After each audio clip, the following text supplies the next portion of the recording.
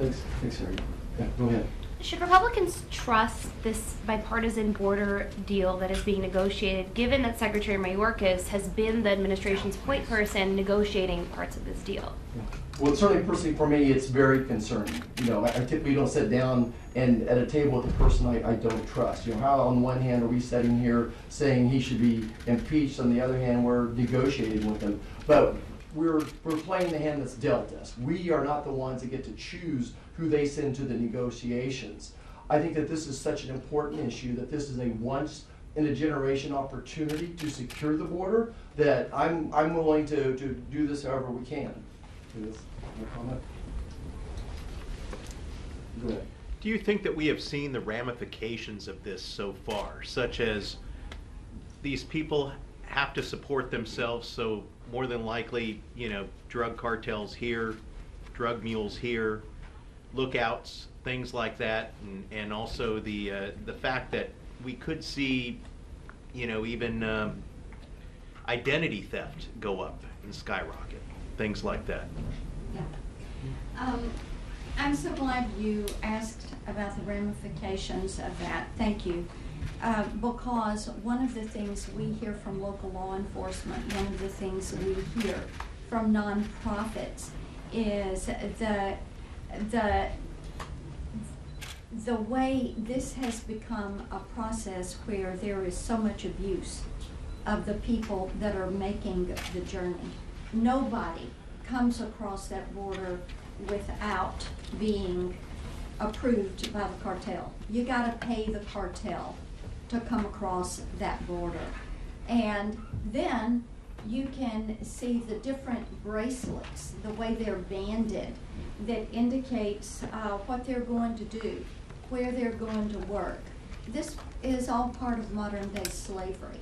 Some of them are in labor gangs. Some of them, as you said, are selling drugs. Some are attached to gangs with theft. We've seen crime in the cities, and especially when you look at the human trafficking angle of this, the sex trafficking, and the way women and children have been pushed into this. I think it's very sad when you hear big city mayors talk about the explosion of sex trafficking that they are seeing in their cities. And when you hear about the need for training and help to conduct rescues from our local law enforcement, Senator Klobuchar has joined me on a piece of legislation, the Save Girls Act, which would get some resources to local law enforcement because of this, because they're the ones that are having to deal with this at the local level. We also hear from local law enforcement about how the cartels have set up hubs on U.S. soil that they're running the drug trafficking and the human trafficking from. Because of this, we need to make certain that local law enforcement has what they need. They have the information, they have the tools, and the training they need to apprehend these traffickers and these cartels, these vicious, evil people that are exploiting people, that are causing death in our communities because of the fentanyl and the trafficking. Last question. I want to add one thing to that real quickly. Talking about things that may occur unknown. When we were down there in April of 2020, there were over 50 nationalities crossing in the Rio Grande area. Now it's 150 nationalities.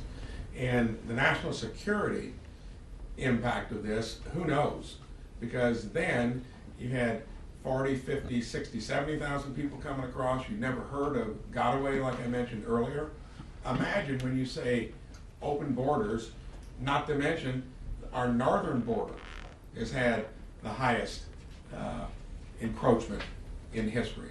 So do you think people see that, you're up to that many different countries, that you're not going to have an issue down the road that will be something along the lines of a terrorist or something that actually impacts our national security? You'd be naive if you assumed otherwise. And something, you don't go back to the question on trust. So here's what we know. We know the Biden administration is lawless. We know they're not going to enforce the law. So I know there's all this conversation about how we're going to improve the law, and that's great. And maybe it'll pay off when we have a Republican president. But in the meantime, while we have a Democrat president, this is lawless. So it won't matter what we pass unless there's some benchmarks in there that says something that the Democrats want, such as Ukraine aid or something like that, that will be held up unless we get a secure border.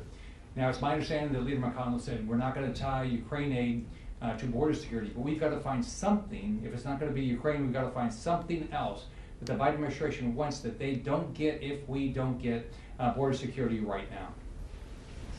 Go ahead. Just for you guys are going to go to the floor here shortly for understanding of everyone. Are you just going to be asking that Schumer bring this for a vote, or are you going to try to use some sort of procedural mechanism to force this to happen and get people on the record, similar to what happened with the Israel aid bill previously?